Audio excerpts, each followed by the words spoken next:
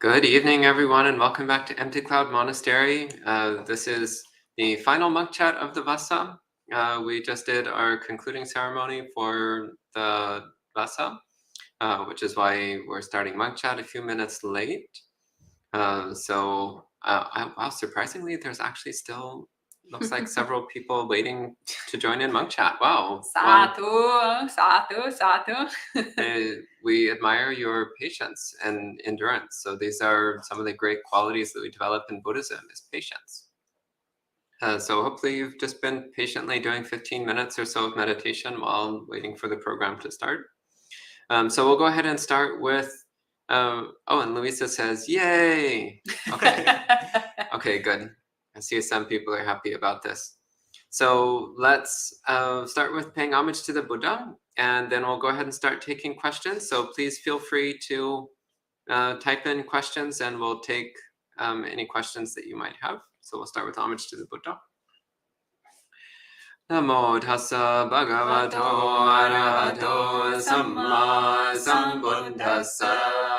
Namo tassa bhagavato arahato samma sambuddhassa. Namo tassa bhagavato arahato samma sambuddhassa. Buddham dhammang sanghang namasami.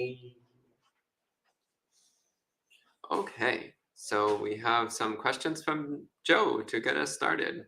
So Joe says, the time of death is uncertain. How best to repay the kindness of our teachers? What are skillful non-material gifts? Bhante Sanata, what do you think? Yes, so Bhante, the best time is now, so why wait? The best way is to share with them how much you appreciate everything they've done for you. So this is actually one of the topics I talk a lot about in my temple, Bhante. I tell people that, they shouldn't wait to tell their mothers or fathers or brothers or sisters or spouses or friends how much they mean to them and how much they care about them, because the uncertainty of death, or who knows, something else, the person might leave, or you might have a falling out, and then you never get to see them again, and you never got to share how much they meant to you. So just be very sincere. I mean, I think that just telling them is the best gift, better than any material thing. So if you just share with them and share the impact they've had on your life is the best thing. Sharing the impact is probably the thing that will show them the most how much it's meant to you, because we can say, oh, well, I thank you, I appreciate it, but giving some example of how it's transformed your life, some example of how you've held those teachings or what they've shared with you, I think is a very meaningful way to do it. And also, for me, I appreciate it when people that I teach or tutor or counsel exceed me in whatever capacity. That's always a beautiful way, I think, of honoring your teacher, to surpass them in certain ways. So if you can also share that, I mean, the teacher will see that. So just share with them now. So if you have whoever you're thinking about, just now, right now, give them a call, send them an email now, do whatever you can, or as soon as possible. Why wait? Yeah. Okay, good. And HPD says, can you comment about the Vilakanriti? I assume you mean Vimalakirti. It's probably what you're talking about. Vimalakirti Sutra, and where can I study it? So the Vimalakirti Sutta is a Mahayana sutra, relatively late Mahayana. It's fairly popular in Tibetan Buddhism, somewhat less so in East Asian Mahayana, though also studied there. It's an interesting discourse, but it's, as with most Mahayana sutras, it's highly metaphorical. So if you read it as a literal account of actual events, then you'll be very confused. But if you read it as a metaphorical method for trying to open one's perspectives, then it can be more helpful. But it's also important to keep in mind that, as with most Mahayana sutras, the Vimalakirti Sutta is meant for people who are already thoroughly familiar with the early Buddhist teachings. So generally speaking, if you try to read Mahayana Sutras without having read the Pali Suttas, then you won't understand them. It's almost a guarantee that you will not understand what the Mahayana Sutras are talking about if you have not read the Pali Suttas. So I recommend start with reading the Pali Suttas cover to cover. All of them, doesn't take very long. And then once you have a good grasp of that, then if you want to read some Mahayana Sutras, then there's some chance that you'll get some benefit from it.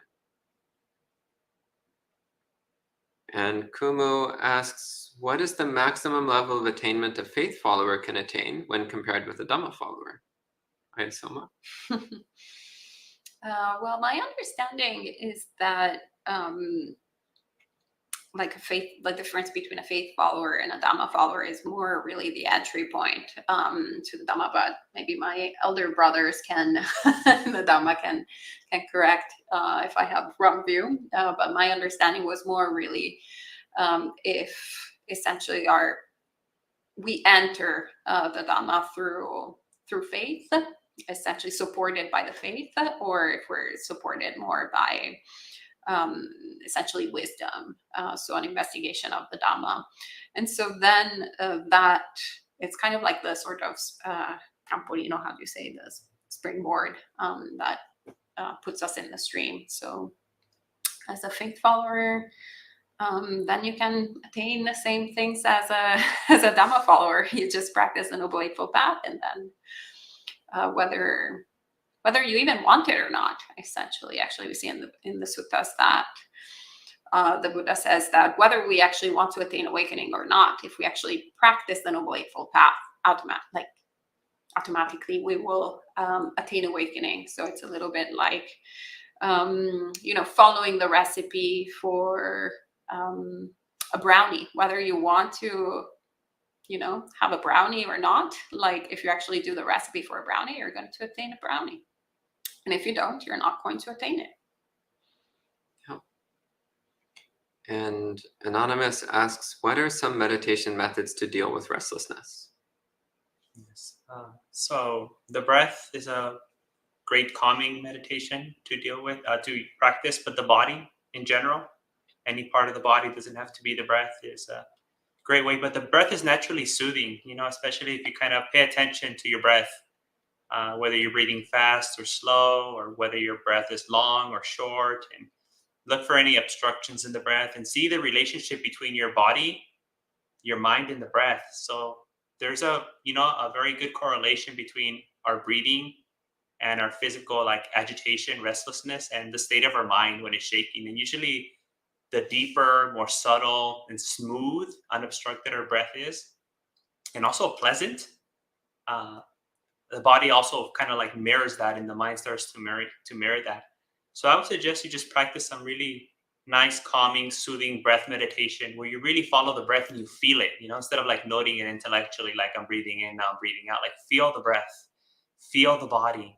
And if the breath doesn't work for you, then, pick a part of your body and just kind of feel the heat, the warmness of the body, or the coolness of the body, whichever you associate more with like calmness and relaxation. And you could do a body scan and kind of just look at your body and kind of like go like systematically relaxing it or soothing it with like focusing on the heat element or the coolness element, or like you can imagine the breath traveling throughout your body.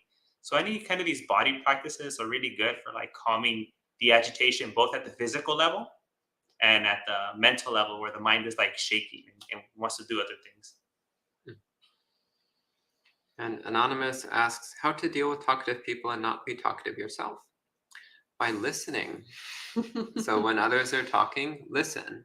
Listen attentively with a genuine wish to understand what they're saying, to understand their perspective, to really try to see through their eyes. So when they're talking, really try to completely link up with what they're saying. And if you do respond, then your responses should be designed to get them to speak more about their experience, trying to get more information out of them. So encouraging the other to speak. And eventually they'll run out of things to say. And then you can say, oh, okay, thank you so much for opening up and sharing all of that with me. And oh, look at the time, I've got to go.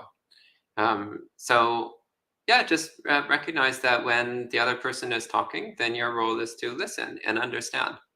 And maybe at some point in the future, then you'll be the one talking. But for now, that's not the time. Now's the time just to listen and understand. And HBD says, where can I find the Pali Sutras? Looks like you get an easy one. Suttacentral.net actually is an incredible repository where you can find all the Pali Canon all the suttas. I don't know about all the Pali Canon, but all the suttas actually, most of the Pali Canon, let's put it that way, translated in English. It's actually incredible. I don't think we've ever had so much easy access to the teachings of the Buddha like we have these days, all with one click. Like literally you can sit and just read the discourses. So yeah, suttacentral.net would be my recommendation. And then I see also I can answer also to this other easy question. Yes, if you are able to come tomorrow afternoon to Empty Cloud Monastery, you're more than welcome to ask questions there. Yeah, during the public program. So if you come between 5 and 6, then you can ask questions then. Otherwise, you can ask questions at the end of the evening meditation program. So John asks, how should we deal with aggressive people or bullies? What factors should condition the reply? So when it comes to these situations, I found it's best to have like a preventative practice for yourself. Many times we're very reactionary, and it makes it very difficult to okay, which Buddhist skill am I going to pull out of my Buddhist bat belt, right, to pull out to save me in this moment? And if you're relying on that kind of last minute reaction to save you, it's very difficult unless you're a very skilled practitioner and have deep practice in some sort of meditation or mental cultivation to use that at that time. So instead, I say, practice metta every day as a preventative practice. So your mind is already full of metta, full of openness, full of compassion, full of non-reactivity. It's very peaceful, very calm. So when someone does approach you aggressively or with anger, hatred, resentment, etc., the mind is not shaken. The mind is not affected so quickly. You're not trying to reach for something already, but you already have this kind of sense of metta, and that people will pick up on it. And I have personal experience of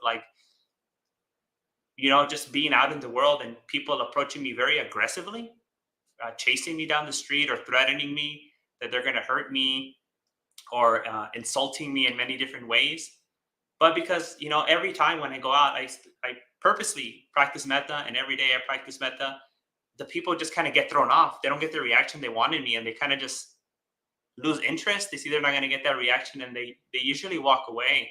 So there's both the practice of how it'll protect you in the sense that you won't get triggered as easily, and it'll also protect you because people won't get that reaction what they're expecting from you. People want you to be scared, or people want you to be angry. That's what they want. That's what they're trying to get from you. But when you don't give them that, they'll just move on to someone else. So the person that's sitting next to you on the bus, or the other neighbor who's easier to irritate, or something like that. So just really practice on developing skillful qualities every day. So when you do find yourself in that situation, you're not looking for something to pull out, but you already have that with you. It's already at the ready. It's already there. Your mind is already flexible. It's already open. It's already compassionate. And that's going to be skillful for both you and the other person. And John says, how do you understand the idea in the Mahayana that we should save all sentient beings? Do you believe this is in conflict with teachings in Pali?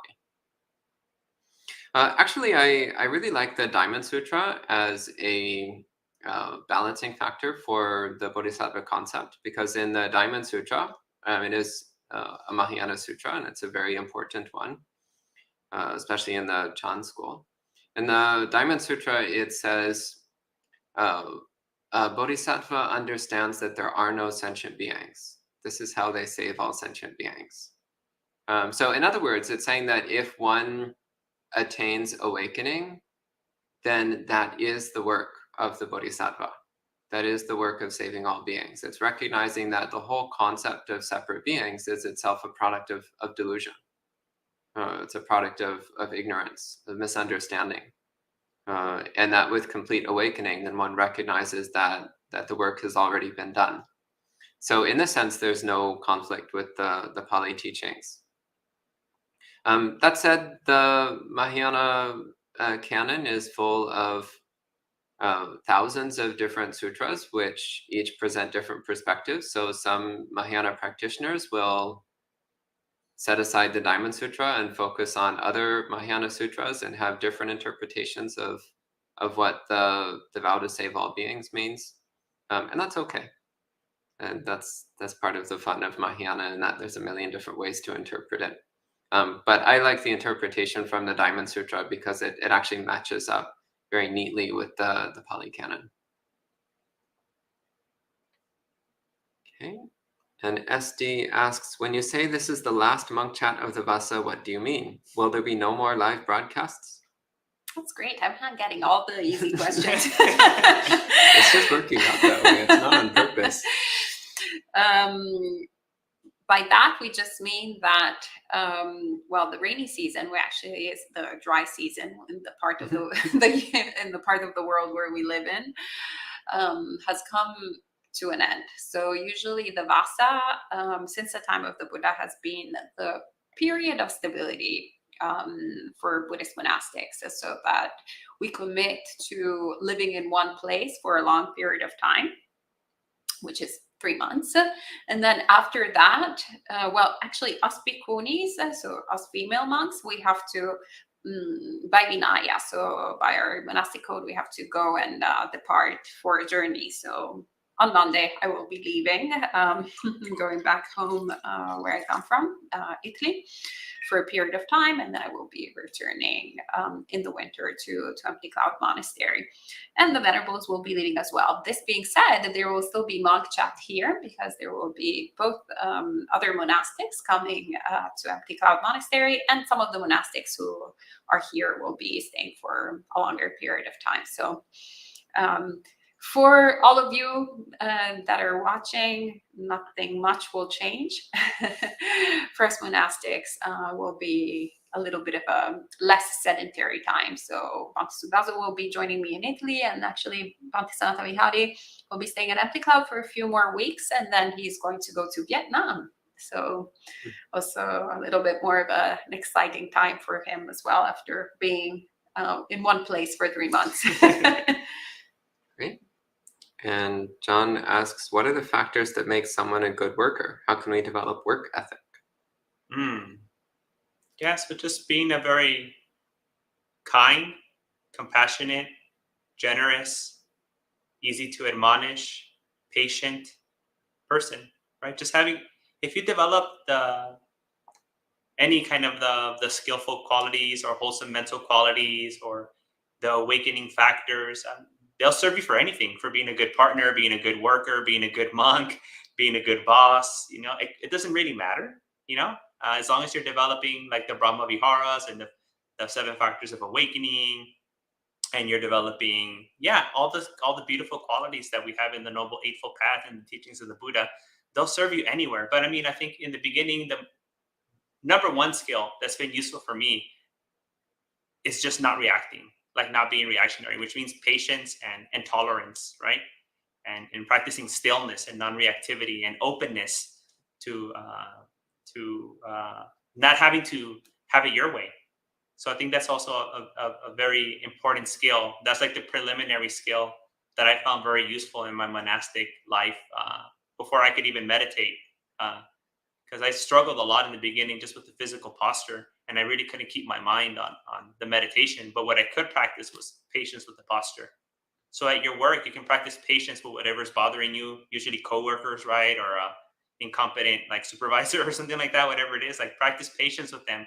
And then for that patience, the compassion will come for them. Like, oh, wow, these people, like they may not be doing their work properly, or they may be irritating, but like they're just doing whatever they think is best. And like they got families to feed, they got their own mouth to feed, and I should treat them with compassion and with kindness. But in the beginning, it's just really, I would say, practicing generosity and patience and compassion. But any of the wholesome mental qualities, developing any of the path will be very useful in any situation. Great. And Susie asks, when is the best time to cultivate mindfulness? I go on walks and cultivate loving kindness towards almost everyone I notice. Is there any way to cultivate this mindfulness further? Well, when is the best time to cultivate mindfulness? All the time. You should always be cultivating mindfulness constantly. So mindfulness of body and mind at all times. So the only time you're permitted to not be mindful is when you're asleep. And that's just because we're not practicing Tibetan Buddhism. Then you would have to also be mindful when you're asleep. So that's actually one of the little perks of practicing in Theravada is you actually get an 8-hour break from mindfulness. So you only have to do 16 hours a day. Loving kindness, on the other hand, is a slightly different practice. So there's a little bit of overlap, but loving kindness is the deliberate cultivation of a benevolent and loving and kind mind. And that you should do whenever you're interacting with another sentient being. So if you're talking to someone, or you're sweeping up ants from your kitchen, or you're, when you're out on a walk and you see people, those are all great opportunities to cultivate loving kindness, just wishing well, looking at every sentient being as your friend. And of course, you want your friends to be happy and safe. So yeah, that's whenever you're interacting with others, that's the time to practice loving kindness.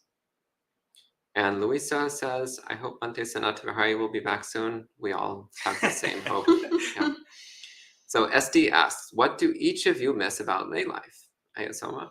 What do I miss about lay life? Nothing. That was my answer as well. Is there something? No, not really. Actually, I'm really happy to be an alms mendicant. That's what Bhikkhuni means. Alms woman, actually. But yeah, alms mendicant. There's just so much Dhamma in this form. So I'm constantly learning more about it the more I am practicing in this form. And the more I'm in ropes, the happier I am. So there's, me, I'm kind of like, don't miss anything. Maybe there is actually one thing. Actually, but it's not really, I guess, the only thing that every now and then I miss is basically that sort of apparent safety, apparently way to escape certain like patriarchal structures that when you get, obviously in sort of a religious form, which even though I'm an alms mendicant, I'm also a Buddhist monk, right? So like as soon as you become a Buddhist monastic, you also enter this religious sort of sphere. And religion and women don't go really, they're not best friends. So that as a layperson, it was easier to somewhat escape that kind of sort of flavor of patriarchal construct. But at the same time, you're kind of like, it's more of a escaping from something that is actually a reality. So even then, maybe I'll just go back to I'm just really happy about being a monastic, because it's just part of facing samsara, facing, the reality of how things are, and the sort of patriarchal construct and the inequality and the discrimination that comes with it is to be seen. It's not to be run away from, but it's to be dealt with, seen, understood. It's part of the first noble truth. So it's dukkha. Buddha doesn't say run away from dukkha. He doesn't say pretend that dukkha is not there. He doesn't say, okay, well, take advantage of your privilege and and leave it for others to deal. But rather, it's like he says, dukkha is to be understood. So as a monastic, I have the opportunity to also understand this form of dukkha. So so I don't miss anything about lay life. Do you miss anything about lay life? I do, Bhante. I miss spoiling my friends and family members. I used to love like spending all my money in friends and family and taking them out and like going to make them feel good and going to the house and telling them they're awesome and that they look great. And I don't get to do that often now. Aww. So I like treating people. It's very sweet. Sadhu. What about you, Bante? What? I already said nothing. Oh, nothing. Okay. Yeah, no, actually, like being a Buddhist monk has been the time of my life. It's been great. It's been, in every possible way, it's been a huge step up from being a lay person. So yeah, I don't miss anything about lay life, to be honest. Yeah, since I became a Buddhist monk, my life has just been so much better in every possible way. So I don't miss anything about it. Yeah. Joe says, can you comment on the statement, if we only practice love and protect it with patience, everything else will be accomplished? Ayasama, can you comment on this? If we only practice love and protect it with patience, everything else will be accomplished. I mean, you should ask the person who said that.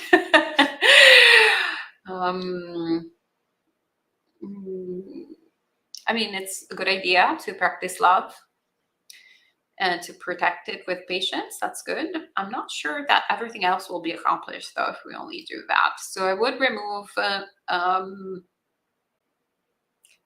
everything and replace it with a lot of things will be accomplished. And then we can go back to the Noble Eightfold Path and see what's missing and accomplish that. Yeah. And Sud asks, I think this question is for me. It's like a follow-up on the early one. When they say there are no separate beings, what do they mean? Do they mean there is only links of dependent origination and hence just causality? Or is it like everything is one, etc.? No, those are both incorrect. What is it, when we talk about a being, what are we talking about? So what we're actually talking about is a concept that we've invented in our mind. That's it. There's not really anything there. But we also don't want to fall into the extreme of saying that nothing exists, because that's not correct either. So clearly samsara, something's going on. But what we call a being is just a concept. It's just an idea. And even our self-concept is, again, it's just a concept. It's not real. It's just a mental illusion. There is no me. There's just an ever-shifting experience which we misidentify as a being. And it's the same with the other beings. They're just an ever-shifting set of conditions and circumstances which we misidentify as a being. But we still need to be very careful about how we behave towards these apparent beings, because they certainly think they're real. And the choices and decisions that we make will have very serious consequences, both for ourselves and for others. So from the perspective of the absolute, there are no beings. From the perspective of the conventional, there absolutely are beings, and we need to be extremely careful how we treat them. So one who can perfectly hold both attitudes in mind without conflict is an awakened being. So this is one way of talking about it anyway.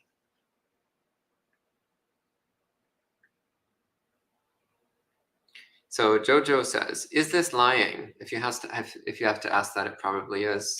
So is this lying? I was invited for a family thing. I didn't want to go. My excuse was that I had wanted to surprise my brother with the trip, so we couldn't make it. The trip fell through. Am I in the clear? What was your intention? Be very sincere with yourself. I don't know. None of us here will know. Only you'll know. So look at your intention. Was your intention a mischievous one of trying to get out of things? Did you feel that kind of like, I don't like this? If it was, then pretty much lying, But if you're really sincere about having this thing happen, but it didn't work through, then it's not a lie, because your intention wasn't to lie. So only you know. Look at your intention. What was your intention in that moment? And you'll know the answer for yourself. Okay, and Anonymous asks, when female monks have to travel after the Vassa, how long do you have to leave for?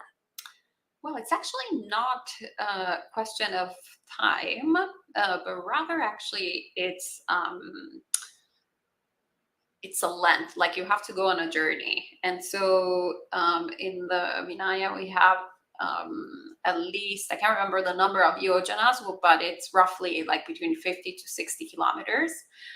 This being said, back then, people would do 50 and 60 kilometers on foot, not on the car. So these days, one could actually like just, take care of this with like an hour sort of car ride.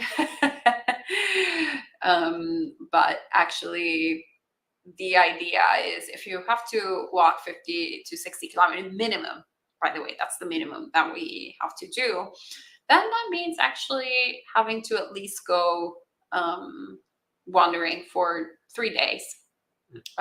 If you don't really want to kill yourself, and walk actually for an entire day, which I know a monastic that does that actually on a regular basis, but it's kind of like a marathon really of walking, and that you have to be really fit to do 50 kilometers a day. But 20 kilometers, actually 15 kilometers would probably be the most likely easy, the most reasonable amount of walking. But 20 kilometers is very sustained. That's usually when we go on Tudong, we do about 15 to 20 kilometers a day. So it gives us a sense that we actually have to go out and spread the Dhamma. Actually, there's a beautiful story, origin story of that rule in the Vinaya. And basically it says that the lay people were complaining that the bhikkhunis weren't coming around. They weren't seeing the bhikkhunis around. So they weren't lightening up. They weren't showing the light of the Dhamma, essentially. So that is very beautiful. We see how actually precious it is, and something that actually there is an encouragement of sharing, which is not necessarily by only giving, Dhamma talks or offering retreats, etc., but just walking around. And we see that a lot actually when we go and do our practice of wandering, and go to random places,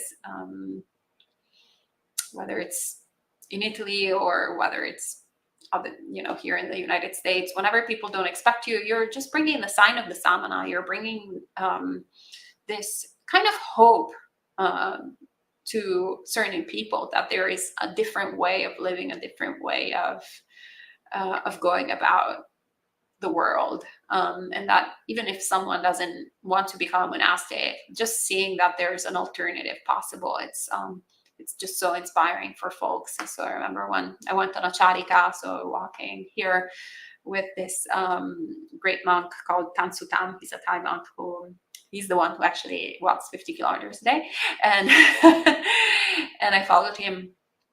We started from Manhattan and went all the way to Jersey and went through some really kind of neglected neighborhoods where people had were suffering all sorts of issues of substance abuse, homelessness, and so forth. And so it's like these areas where only maybe nonprofits that are providing very specific services will go, like mental health services or kind of food. But usually anyone who is not involved with these kind of emergency sort of relief type of work,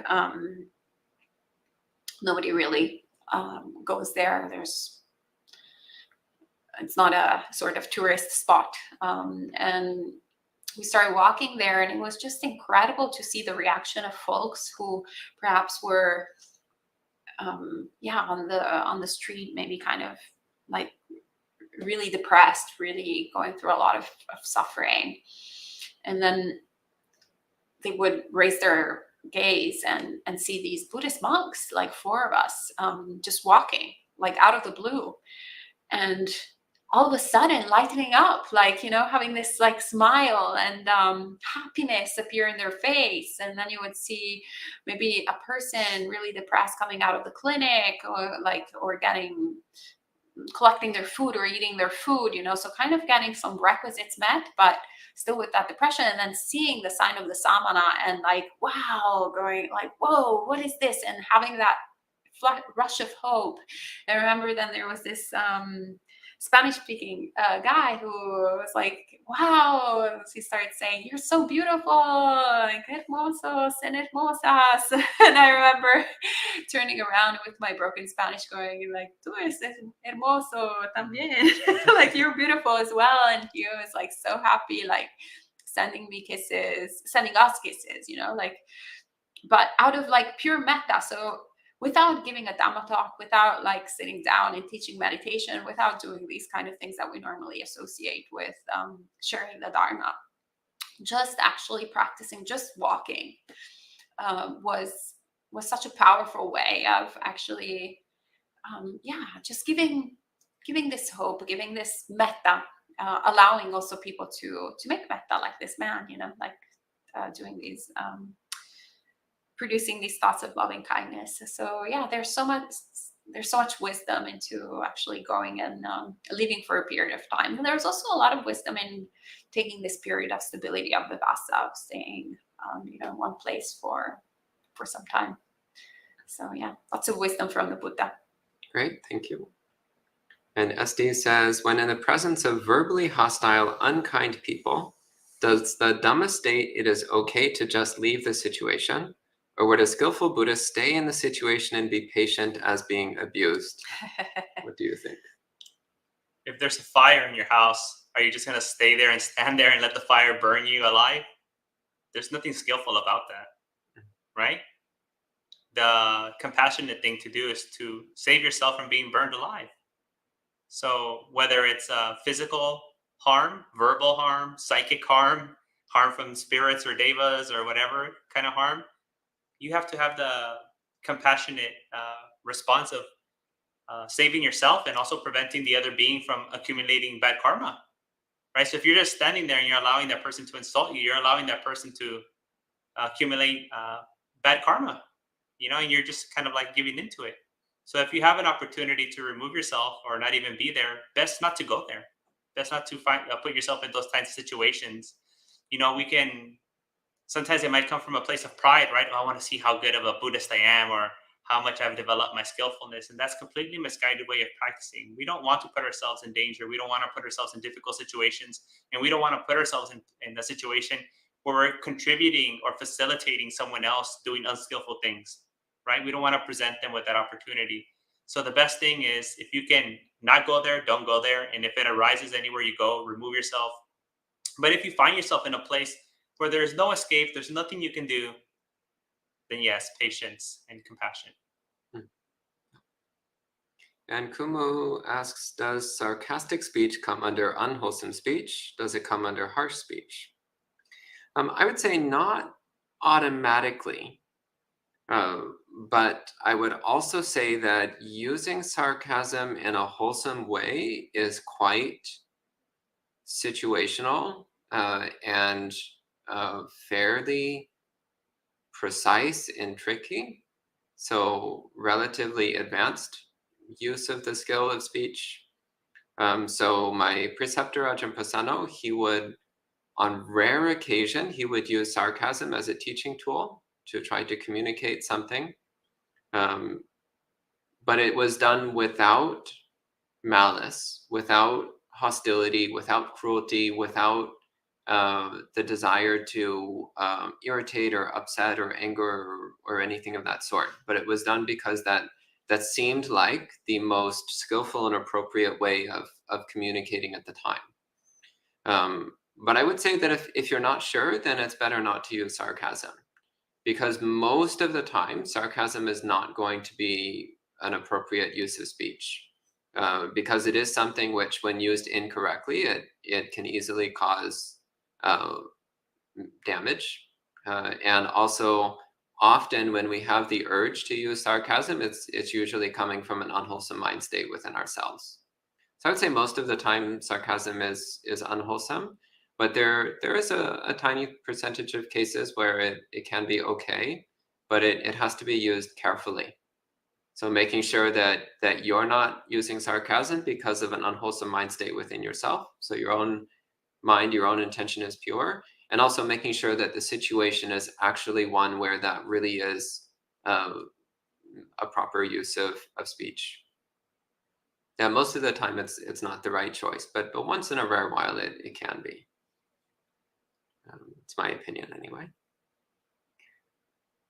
And John says, when I meditate, I easily perceive the objects of the six senses and feeling. However, I do not perceive factors that the Buddha taught, like the five strengths or the three root defilements. Can these be perceived or only cognized inferentially? And that's Ayasoma's turn, so it seems she's not only getting easy questions this evening. I think this is actually best for you to answer, Bhante. I'm taking too many questions. So let's see, easily perceive the objects of the six senses and feeling. However, do not perceive the five strengths or the three root defilements. Well, because that's not what you're looking for. So when you're paying attention to the objects of the six senses, then that's what you're cultivating, as awareness of the six senses. If you want to cultivate awareness of the five strengths, then that's what you focus the mind on. If you want to cultivate awareness of the defilements, then that's what you focus the mind on. So the mind goes where you point it. It's like a telescope. You're pointing the telescope at Saturn and asking why you can't see Neptune. And it's like, well, because you're not pointing it at Neptune. Why would you expect to see Neptune when you're pointing it at Saturn?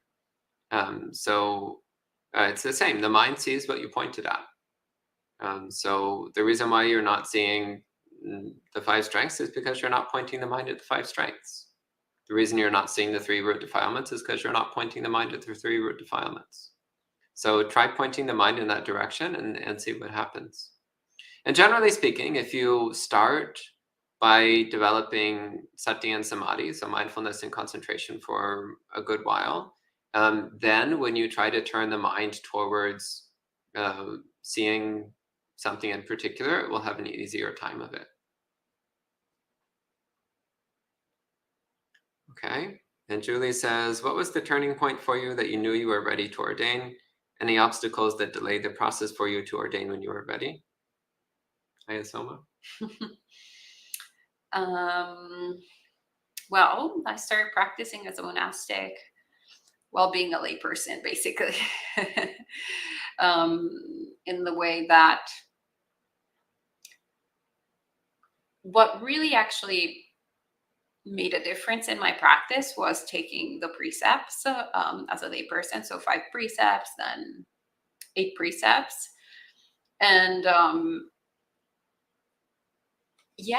there's just this flavor of renunciation. I really loved how counterintuitive was, taking sort of accessing liberation through restrictions was something that I was never really taught. So usually we're kind of, I also came to America, the land of the free, so that I could have more opportunities than in Italy. So it's, so we're kind of raised with a sort of opposite idea of where to find happiness, and taking actually these sort of training rules and restricting my ability to just do whatever I want actually brought so much freedom, so much liberation. And so that was definitely something that I loved, and also matched very much my kind of aspirations as a renunciant in other ways that I was already practicing to a degree or the other as a layperson before my Buddhist practice. So that kind of was directing me towards the monastic path. But at the same time, I was very reticent actually to take an official monastic form because of what I mentioned earlier, the good old patriarchy. And so you hear all these stereotypes on women, such as it's bad karma to be a woman, and you should wait till your next life when you're reborn a man, etc., etc. And then there's all these sort of mythologies on the subordination of the female monastic order with the male order, the Garudamas, the idea, like all this mythology of how the Bhikkhuni order was started. So it's really like not the best advertising for women, right? So I was like, do I really voluntarily want to get into this sort of situation where, you know, I can actually practice right now and not have to, you know, deal with this? So I was kind of like at the very beginning really hesitant to take this form, thinking that I could easily practice in the same way as a lay person. But this passion of like, you know, kind of adding precepts, you know, after 8, there was like, I was like, where do I go from here? Well, there's that 10, but you know, it comes with that robe. Right? So then it would have been a little bit bizarre. I actually had seen some lay people every now and then who would come to Buddhist Insights Center in New York, and they were on the 10 precepts, not handling money, and it was actually like really kind of off and not in accordance. They were kind of all a little bit crazy. So it's like, do I want to be a crazy person, or do I want to actually practice in a sort of more traditional form? And yeah, once I was able to, I guess, let go of that resistance towards taking a traditional form and then also like, I guess, taking, you know, the enlightenment of the Buddha as a working hypothesis. And, you know, if the Buddha is actually fully enlightened and has completely extinguished all greed, hatred, and delusion, he just by default cannot be a crazy misogynist, you know? He just by default cannot have created all of these sort of mythologies. So I took that as a leap of faith, and then I actually started really studying and understanding, and it just, yeah, and then you find the reality of these things. So that now is more of a certainty in my experience as a monastic. But that was basically the obstacle. If that obstacle hadn't been there, I would have like ordained immediately, probably. So I think we should just remove these obstacles, or kind of, yeah, remove the mythologies, and really do a little bit more, give back the credit to the Buddha of what he actually has gifted all of us, in whichever form we are, which is essentially a path towards liberation. And essentially, the monastic path is not a title, it's not a position of power. It's not like that you are in one place or the other of the hierarchy. As a matter of fact, you're no longer part of the social hierarchy. That's the first reflection that we should be doing. 1 of 10, encourage for every renunciant to do on a daily basis. So we're outcasts, we're outside of this social hierarchy. So like, we should really, any single person should be capable of practicing as an alms mendicant, as a field of merit for the world, and taking more and more of these trainings to renounce and to limit oneself and access more and more liberation. Okay, and Parinas says, I wonder if you could elaborate on the term Zen for nothing. If meditation is not for attaining enlightenment, why should we do it? Well, of course it's for attaining enlightenment. And yeah, that is exactly why we should do it. So the concept of that one encounters in the Zen traditions of just meditating for the sake of meditating and not for the sake of awakening, what that's talking about is, while you're practicing meditation, you just focus on doing the method. So you're not thinking about anything else. You're not thinking about the end goal. You're not thinking about what enlightenment might be like. You're not thinking about any concepts or ideas. You're just focusing on doing the meditation method, whatever that method might be, because anything else is a distraction. So, for example, if you're trying to enter deep concentration and you're sitting there thinking, I really want to attain awakening. I wonder what awakening is like. I heard that there's not that many awakened beings. Well, then you're not going to get anywhere close to samadhi until you drop those thoughts. So that's what these kinds of sayings are referring to. When you're doing your meditation, just focus on doing your meditation.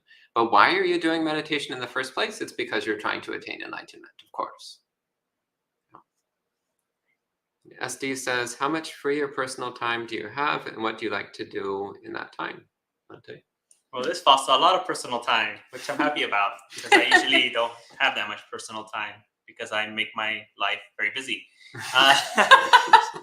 Yeah, I sabotage myself, self-sabotaging. But usually I read. I do a lot of reading, and if not, I'm listening to like Dhamma talks or watching like educational like lectures by professors or philosophers or people who are proposing like different ways of being or different ways of doing things. So it's very much like I entertain myself by studying.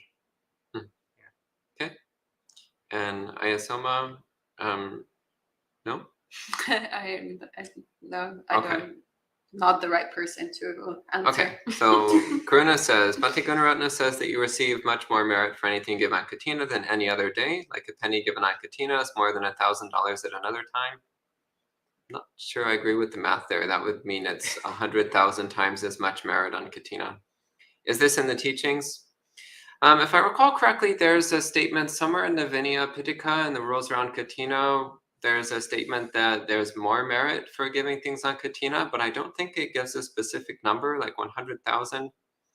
And I also, personally, I strongly suspect that that statement is apocryphal because it doesn't really line up with other things that the Buddha said about how karma works. And we can also see how in later Buddhist traditions, this kept getting magnified until in Tibetan Buddhism, which is the most recent form of Buddhism, then we find statements like, well, if you do a meritorious deed on such and such a day, then it's worth 100 million times as much. And on this day, it's like 1 billion times as much. And it just kind of gets kind of out of hand. And again, it doesn't really seem to line up with how the Buddha talked about karma. And it also does sometimes have negative consequences in that then people might actually neglect the Sangha for the other 364 days of the year because they want to only make offerings on Katina. But that's also completely misunderstanding how karma operates. So it's not just about trying to maximize your merit points, but rather it's about trying to look and see, how can I do something good in the world? And doing something good in the world doesn't mean waiting for Katina, because on Katina, it's worth 100,000 times as many merit points. It means actually looking, what can I do today? What can I do now? That is a good deed that will be of benefit right now. So not waiting till the next Katina day, but what can I do now? And actually, that's what brings the most merit, is when you make every moment an opportunity to cultivate a wholesome mind and to do wholesome deeds. Every day is Katina day. Sadhu. Yeah. Okay, and Manal says, the Buddha has taught how rare it is that one is born a human.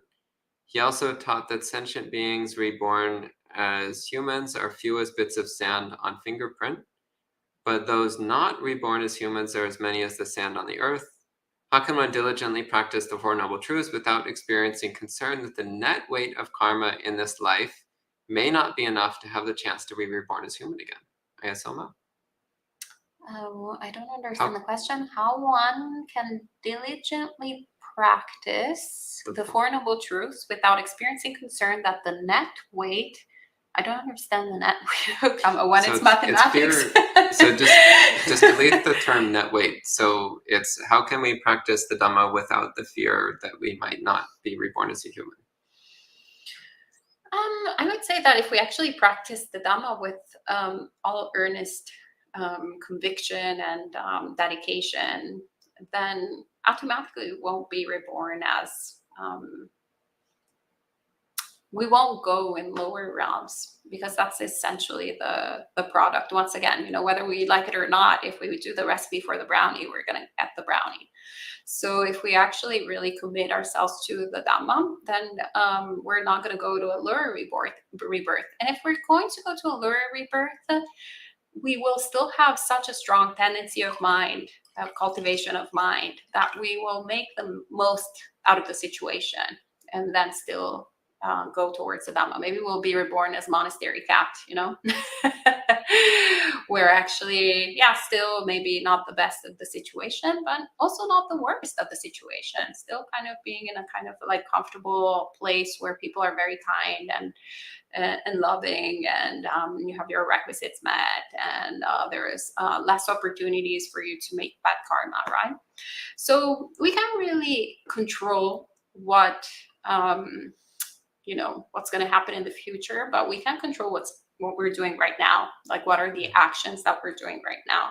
What is the karma that we're doing right now? We can't control also what we've done in the past, right?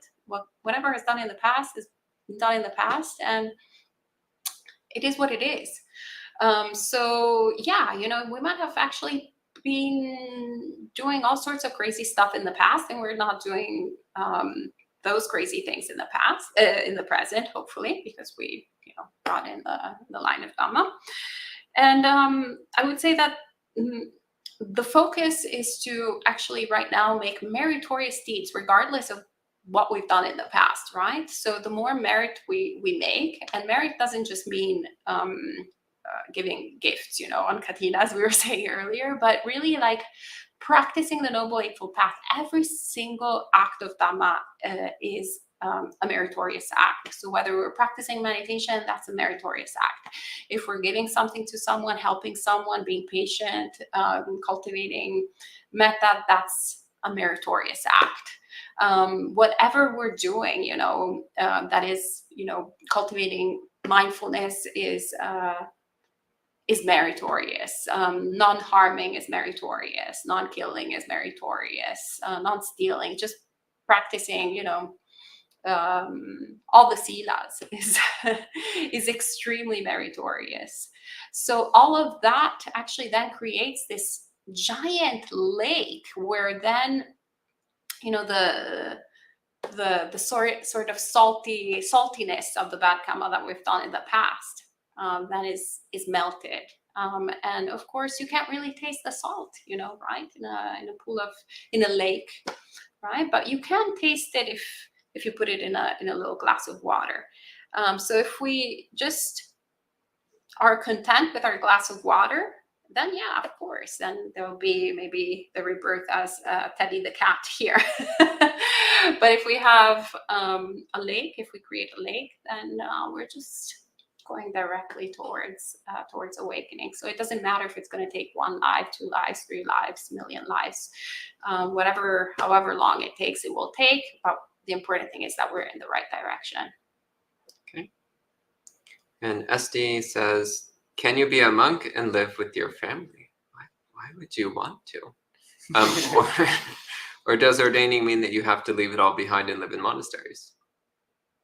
So we have to look at what it means to be a bhikkhu, right? Or to take papaja means to leave the household life. And when you read the suttas, the Buddha talks about leaving the household life and then practicing, coming into the Sangha and practicing the Dhamma is what young, black-haired youth do, right? Like leave the house and they cut off their hair and they leave their previous identities behind and are no longer part of the social hierarchy, right? So you're leaving all of that behind. It's very difficult to do that at home because your family won't let you do that. They're going to remind you that you're the son or the daughter and you have to follow this conventional family style hierarchy, and then you have to do your duties, which are like the societal hierarchy, and you have to kind of earn your keep and contribute to the family. So no, it's not going to really work. But there's specific occasions, you know, like if your family members are very sick, where you can go there and tend to them if they have no one else to take care of them. So you can, under those situations, you know, tend to the sick family members. But outside of that, yes, why would you want to go there? It doesn't conduce towards like the monastic life, towards the life of renunciant, of a wanderer. It's not the life of the samana. It's the life of a householder. You know, you can practice the Dhamma at home. If you know, you can take 8 precepts and live at home, and achieve various levels of awakening. If that's what you want to do, you don't have to leave home. But if you are inclined to become a monastic, then you just got to leave it all. That's the whole point of it. And SD also asks, is there symbolism to the color of the robes you wear? Why robes? Is there any symbolism to the right shoulder being exposed? So the color of the robes, this is a cheap color. It's very inexpensive and easy to obtain materials to dye cloth brown, as opposed to other colors, which are more rare and expensive. So our robes are brown because it's a sign of being humble, of being poor. Why do we wear robes? Well, robes are just a rectangular piece of cloth. So again, they're very simple, they're very humble. And why is the right shoulder being exposed? Because exposing one's right shoulder in ancient India was also a sign of being humble, sign of humility. So our outfit is actually all about humility. So it's the opposite of status. It's the opposite of climbing the ladder. We're actually deliberately putting ourselves at the bottom of the ladder. And that's why we wear brown robes with the shoulder exposed. That said, it's really cold, which is why in the winter we wear some sleeves. But otherwise, we still keep the ancient traditional garment for the reasons I just mentioned. Keeps us humble. SD says, in response to the answer on my hostile question, what if the abusive person has a personality disorder and you know that? Is the correct thing to do cut them out of your life? You should answer since you had answered the previous question. Well, if it's your neighbor or if it's someone that lives with you or if it's your mother that lives across the street, I mean, it depends the context, right? Like how often do you have to interact with them? If it's a person that lives across the nation and they call you, like your mom has a personality disorder or some sort of mental disorder, and she calls you from time to time and you have to listen to her, then maybe you can, practice some patience there a little bit. So she doesn't feel kind of lonely. But if it's someone who's at home, then the best thing to do would be to kind of follow the system that's in place in your society, depending where you're at in the world. What are the duties and responsibilities you have towards that person? And seek professional help. I mean, that's if a person has a personality disorder, that's a very severe mental health disorder, and they need professional help, which most regular people cannot handle a person with that kind of a severe mental disorder. So first thing to do is seek professional help for their own well-being, for their own compassion, because you care about their health, right? If someone were to have cancer or someone were to have some sort of physical disease, the automatic thing would be like, we got to take this person to a doctor. We got to take them to the hospital. So also if a person has some sort of mental affliction, mental illness, mental disease, out of compassion, we need to find proper treatment for them, right? And sometimes that might require home treatment if they're put in outpatient kind of program where it's a combination of like them going to see a therapist, taking medication, and then at home support and things like that. But I mean, at the end of the day, if it's, if you're in a situation where no one's benefiting, you're not really able to help that person and you're not getting any help. If anything, you're being hurt by that relationship, then yes, you need to skillfully, wholesomely exit that relationship. If it's someone close to you. But if it's someone that you have no duty towards, they're not your mother, they're not your father, they're not your child, they're not your brother, they're not your sister. Like, hey, you have no obligation to endure that kind of aggressive and unskillful, unwholesome behavior from them, right? So we want to make sure that we're not trying to become this very righteous person that can endure anything, this very holy person that puts themselves in these unskillful, unwholesome situations. But I always like to approach things in the beginning from a very pragmatic level, like just do the things that a normal person would do in any normal, reasonable situation, which is like seek help, professional help, seek medical help for a person who's sick. Sadhu. And Sam says, what's the relationship between contemplation of death and deathless? If someone already understands deathless, do they still contemplate death? Ayasoma?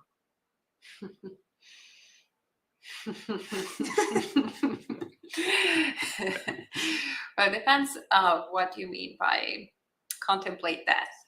So if someone who already understands the deathless, hence not an Italian being, an enlightened being.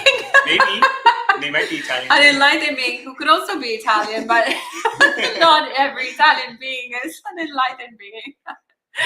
There's something with my tongue and speaking in English. So an enlightened being would understand, obviously, the deathless. So probably they wouldn't be contemplating death in the sense of like, I'm of the nature to die. I could die any moment with a heart attack, like the way that we normally, us unenlightened beings perhaps have to really recollect death. But rather one would understand the nature of dying. So they would still practice,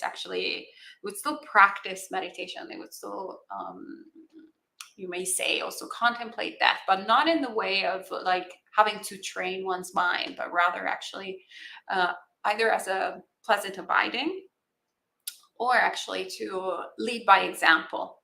So we see also the Buddha going on retreat, for example, for periods of time. So clearly he didn't need to go on retreat and do a meditation retreat, essentially, because he still had some work to do, right? But rather he did it for, to really show to others how to practice. So there's so much, I guess, so much substance to really embodying what one is sharing with others. So I would say that is definitely the relationship, but one would have an understanding already, like one understands old age, sickness, and death, and transcends old age, sickness, and death, when one is fully awakened. So there's no work exactly, I guess what I tried to say, there's no work that still needs to be done. The work has already been done, but one can show others how to do this work and teach them. And so it says, what's the significance of Ovada Patimokkha? Why is this chanted at the end of certain Dhamma discussions?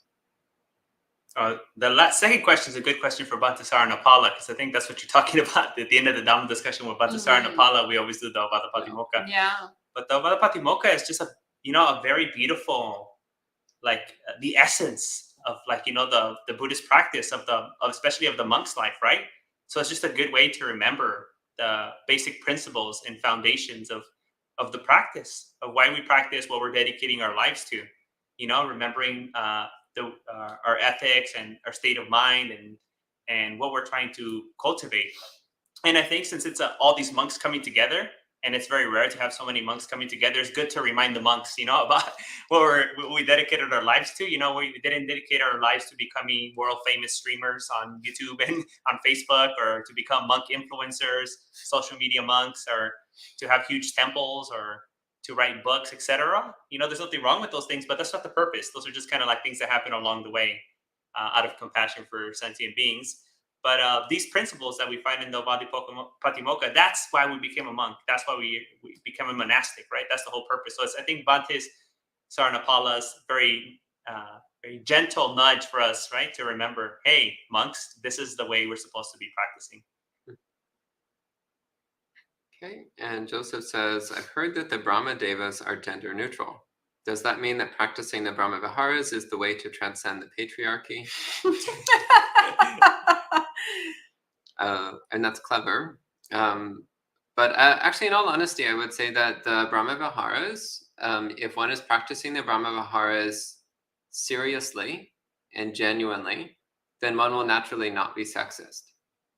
Because these are the wish to cultivate kindness, compassion towards all sentient beings impartially, without distinction.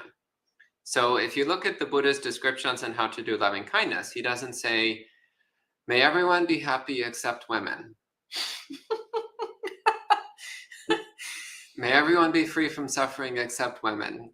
Like that's not actually what you see in the suttas. You just see everyone, without exception, all sentient beings.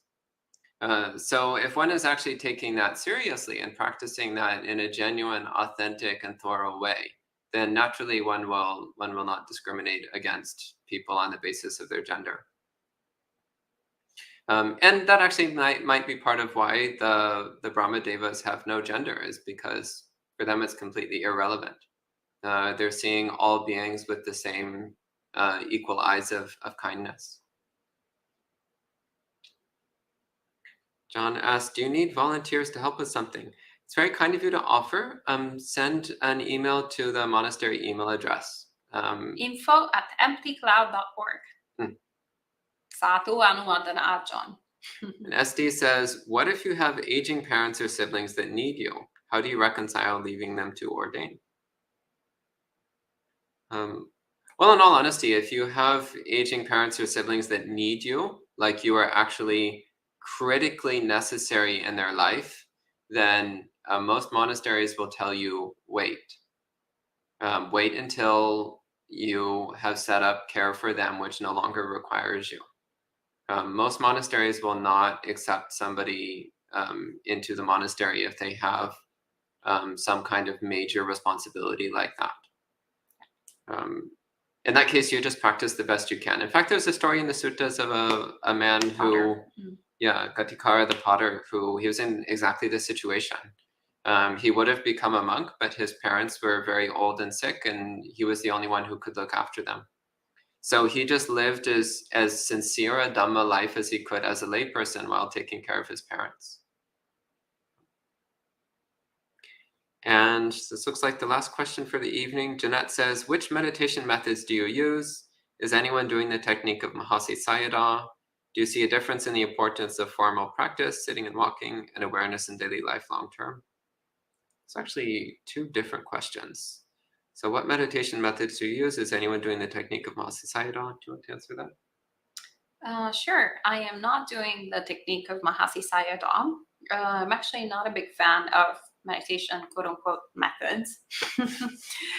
I like to, I actually don't even like the term meditation, to be quite frank. I actually prefer the word bhavana, which is mental cultivation. So that's more my approach with meditation practice, is really cultivating the mind in the ways that the Buddha tells us throughout the suttas. And this is my understanding anyway of how the Buddha invites us to essentially train ourselves in paying attention to, the three characteristics of anicca, dukkha, and anatta, right? So the impermanence, the unsatisfactoriness, and impersonality of all things, and that has so many different shapes and forms. And also cultivating the mind and in loving, cultivating the mind and dwelling in the divine abidings rather than the infernal abidings of hatred and jealousy and envy and all of that our mind sometimes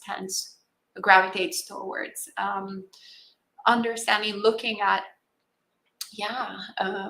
the qualities of non-beautiful in our experience of the world, right? Instead of cultivating, an eye for everything that we like and crave and want more and more of. So there's so many different ways through which the Buddha encourages us to cultivate the mind. And so that's more my approach to it. And that also entails mindfulness of breathing. So understanding actually our experience, mindfulness of the body, our experience of having this big chunk of meat that we carry around, and how our experience is all like the six elements essentially. So analyzing our reality through these frameworks and cultivating the mind to understand the way things are rather than the way we like them to be, or the way we think they are, or those kind of things. Great, thank you. And it's now 9 o'clock, so I think we can go ahead and conclude for the evening. So thank you all for joining in and submitting questions for this wonderful Dhamma discussion. And we'll conclude at this time with 3 sadhus. Sadhu, sadhu, sadhu. And we'll see you next time.